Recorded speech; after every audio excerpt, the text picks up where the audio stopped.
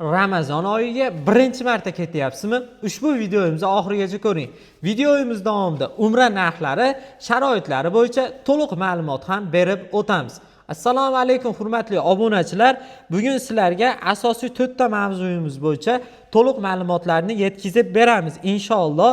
Xo'p, umra safariga qachon borish qulay?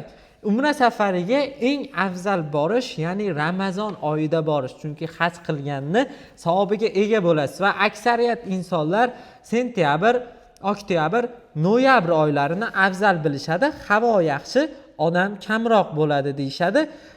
Xudo xolasa kimga qaysi fursat to'g'ri bo'lsa, aynan mana shu vaqtda borsalaring bo'ladi. Lekin mani ota-onamning sog'lig'ida muammosi bor, ya'ni odam kamligida olib boray deyishganda Ramazon oyidan keyin borishlikni tavsiya qilamiz. Havo ham mo'tadil, odam juda ham kam bo'ladi Ka'ba-i muazzamani oldida va ota-onangizni Ka'ba-i muazzamaga yetib borishliklari juda ham oson bo'ladi. Misol men mana shu vaqtni tavsiya qilgan bo'lardim. Va qanday kiyinish kerak degan savolni ko'pchilik beradi. Aynan qandaydir kiyim kiyish kerak degani emas. Umra qilishlik uchun yagona ehrom zarur bo'ladi. Ya'ni ehromni odobi, qonun qoidalaridan biri ehromda chok bo'lmaslik kerak. Ehromni kiyganlaringdan keyin Zulhulayfa minqotiga kirganlaridan keyin niyat qilganlaridan keyin odamlarga ozor bermaslik, Alloh taolo yaratgan jamiki narsalarga ozor bermasliklaring kerak. Bu narsalarni 50 boshlar Madina-i Munavvaradan Makka-i Mukarramaga ketayotganlaringda to'la to'kis yetkazib berishadi inshaalloh. Xo'p, nima olib ketish shart? Men ota-onasini umra safariga jo'natayotganlarni albatta mana shu narsalarni qo'shib berishligi shart deb o'ylayman. Ya'ni ko'plab hoji otalarimiz Saudiyaga borib arab tilini bilishmaydi. Madina-i Munavvaradan Makka-i Mukarramaga ketayotganda Jidda aeroportiga qo'nganlar Madina aeroportiga ketayotganda qornlari ochiq edi. Ana shu payt taom olishlikni iloji bo'lmaydi. Chunki til bilishmaydi, yonlarida hali Saudiya riyollari bo'lmaydi.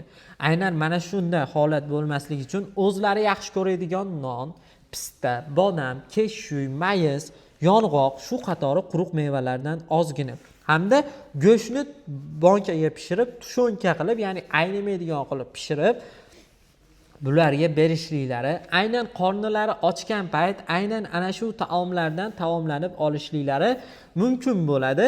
Ya'niki qorinlari och qolmaydi, kuch-quvvatga to'lib turishaveradi Xudo xolasa. Aynan mana shu narsani ota-onalaringga qo'shib berishlaring shart bo'ladi. Qaysi joyda ehtiyot bo'lish kerak? Aynan mana shu bejik masalasida juda ham ehtiyot bo'linglar. 5 mahal namozga, ziyoratga, sayohatga chiqqan paytlaring bejiklaringni taqmay chiqmanglar, taqib olinglar. Mabodo yo'qolib qolgudek bo'lsalaring, aynan mana shuni askarlarga ko'rsatib, shunday o'zimiz gapirmasdan telefon qilsalaring, Madina va Makkada ziyoratchilar bo'ladi.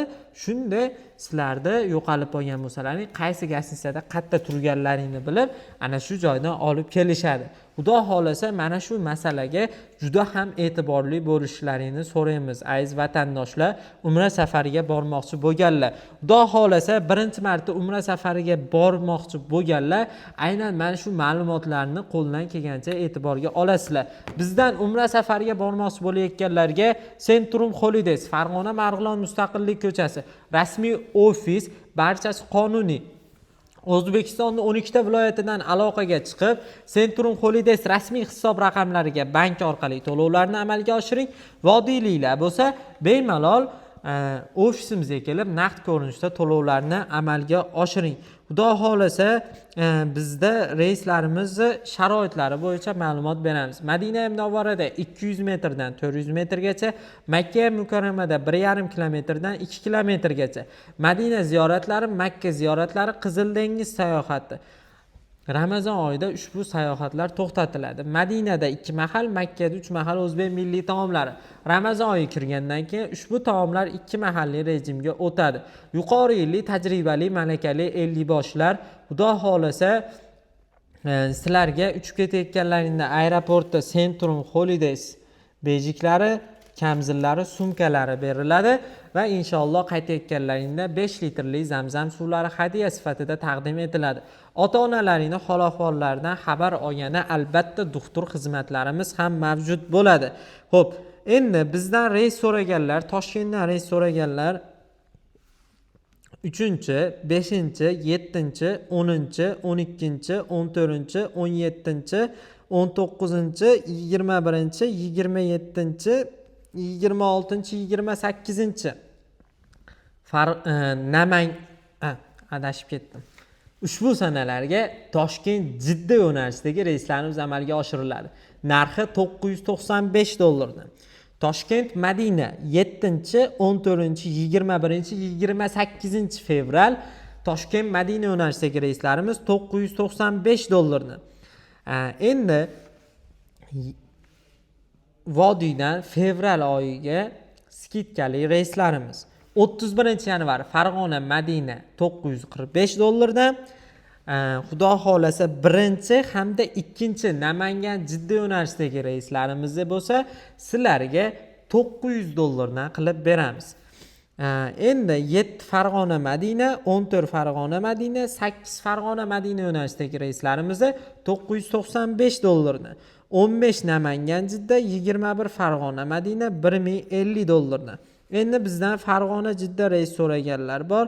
Xudo xolasa 3-fevral Farg'ona Jidda $950 dan, 10-fevral Farg'ona Jidda $980 dan, 17-fevral Farg'ona Jidda $1100 dan, 24-fevral Farg'ona Jidda $1200 dan, 3-mart, 10-mart Farg'ona Jidda yo'nalishidagi reyslarimiz $1300 dan qilib belgilangan.